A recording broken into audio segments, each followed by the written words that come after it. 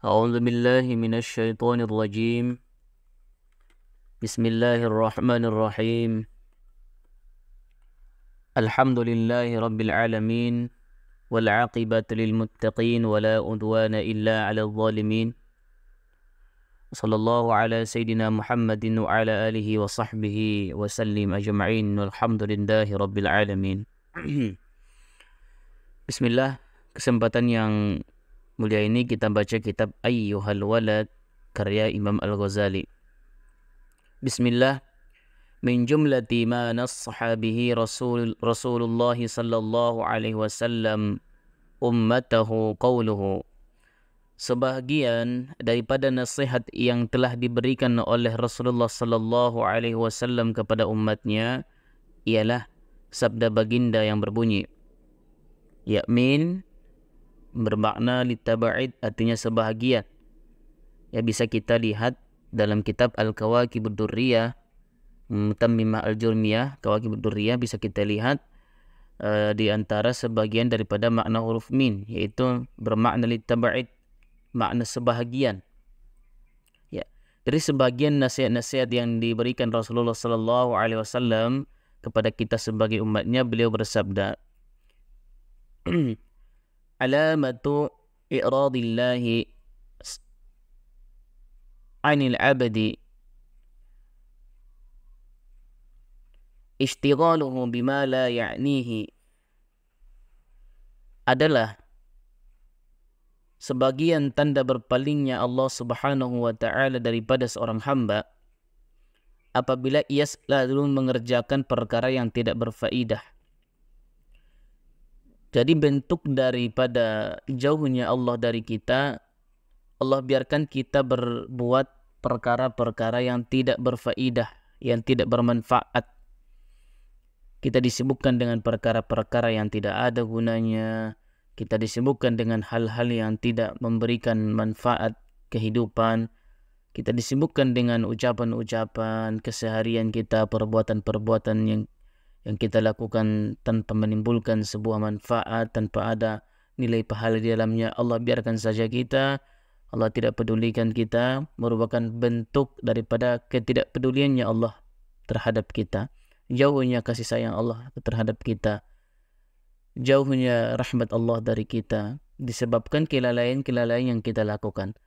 Dalam kehidupan saja, ketika orang tua sudah tidak mau menegur anaknya, ataupun teman-teman kita sudah tidak mau menegur sesama saudara, siapa saja yang tidak mau menegur orang-orang yang ada di dekatnya, yang dalam kehidupannya, mereka sudah biarkan dalam kehancuran, dibiarkan dalam perkara-perkara yang membawa malapetaka, sudah terlepas semuanya daripada kebaikan-kebaikan, tidak dipedulikan lagi, tidak diingatkan lagi. Itu bentuk daripada kepasrahan kita kepada orang-orang tersebut.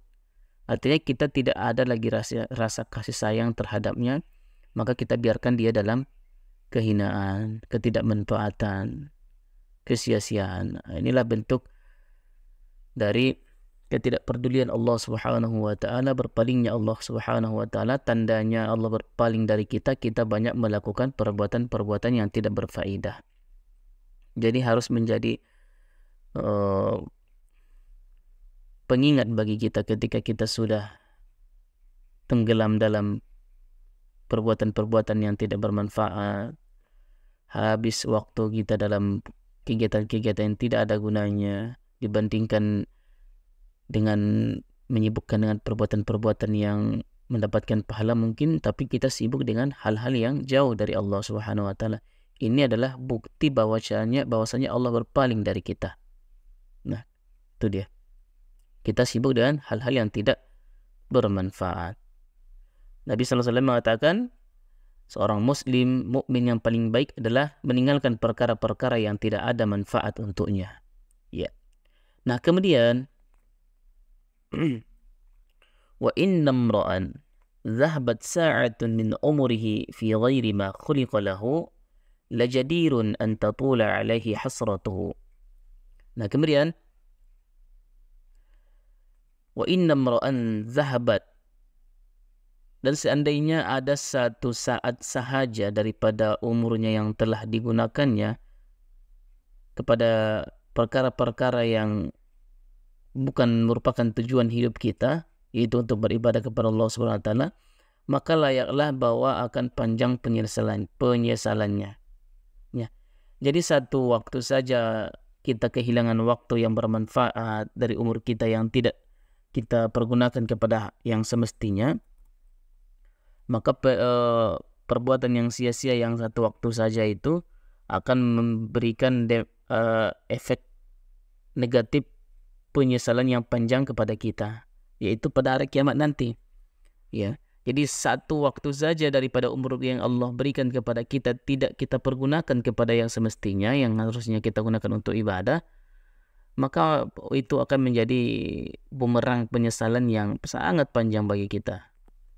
Nah, jadi ketika Allah titipkan waktu, tidak kita pergunakan kepada yang semestinya yang harus kita lakukan untuk ibadah kepada Allah, nah kehilangan satu detik saja yang tidak digunakan dalam ibadah, itu akan menjadi penyesalan yang sangat panjang bagi kita di hari kemudian.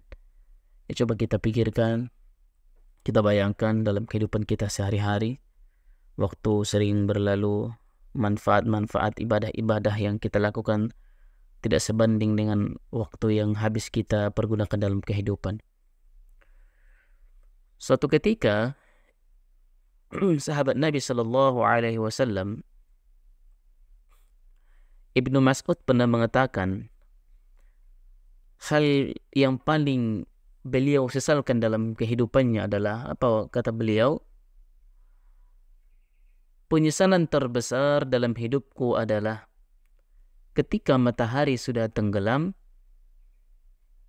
tetapi amal ibadahku tidak pernah bertambah dalam hari itu. Nah, ini penyesalan terbesar, pengakuan beliau, ya, matahari sudah tenggelam, tetapi amal ibadah tidak bertambah dalam kehidupan kepada hari itu. Nah, jadi kehilangan waktu satu detik saja yang Allah berikan kepada kita tidak kita gunakan dalam kehidupan yang baik, tidak kita pergunakan dalam hal-hal yang bermanfaat, itu nanti efek penyesalannya akan sangat panjang bagi kita di hari kiamat nanti. Ya. Nah, kemudian وَمَنْ لَمْ جَاوَزَ الْأَرْبَعِينَ وَلَمْ يَغْلِبْ خَيْرُهُ عَلَى شَرِّهِ فَلْيَتَجَهَّزْ إِلَى النَّارِ. Dan siapa yang umurnya lebih daripada 40 tahun sedangkan kebaikan-kebaikannya masih belum dapat melebihi kejahatannya, maka layaklah ia mempersiapkan dirinya untuk memasuki api neraka. Jadi barang siapa yang sampai umurnya 40 tahun tetapi kebaikan-kebaikan, hal-hal yang lebih dekat dengan Allah Subhanahu wa taala masih minim dibandingkan dengan kelalaian-kelalaian, dibandingkan dengan waktunya habis kepada yang tidak bermanfaat, maka kemungkinan besar, kemungkinan yang terjadi akan sulit untuk memperbaiki dirinya untuk ke depannya. Bisa dikatakan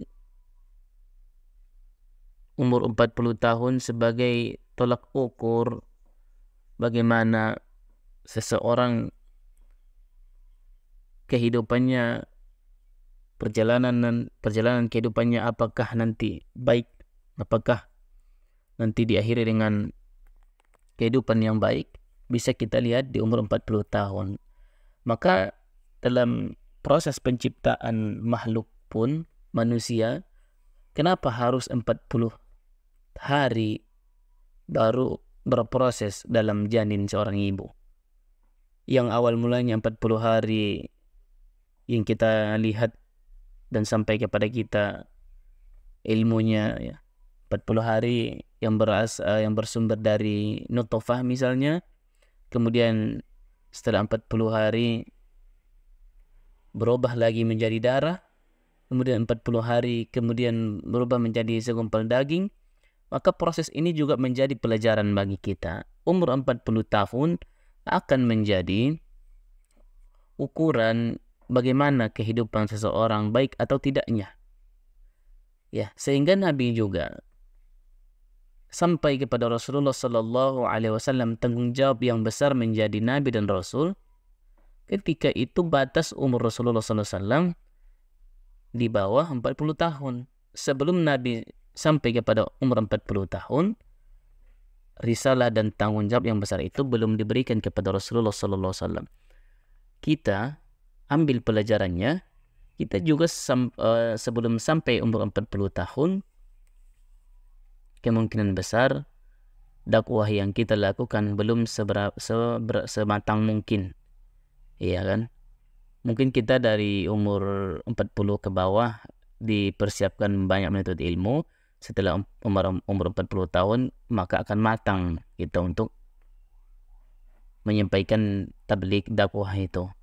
Jadi bagi teman-teman yang umurnya masih di bawah 40 tahun, mari kita giat untuk mencari ilmu pengetahuan, membaca kembali, belajar bersama ilmu pengetahuan yang ditinggalkan Rasulullah sallallahu alaihi wasallam, karya ulama, karya para syekh yang sampai kepada kita ilmunya, kita pelajari bersama. Sehingga ketika sampai umur 40 tahun, kita sudah matang untuk menyampaikan ilmu-ilmu yang sudah kita pelajari. Jadi orang-orang yang umurnya 40 tahun, kebaikan-kebaikan dalam kehidupannya masih minim, masih belum bisa mengalahkan nilai-nilai negatif yang ada dalam dirinya, maka bersiaplah ia untuk memasuki api neraka. Kemungkinan besar, kecil sekali harapan untuk berubah kepada hal yang lebih baik.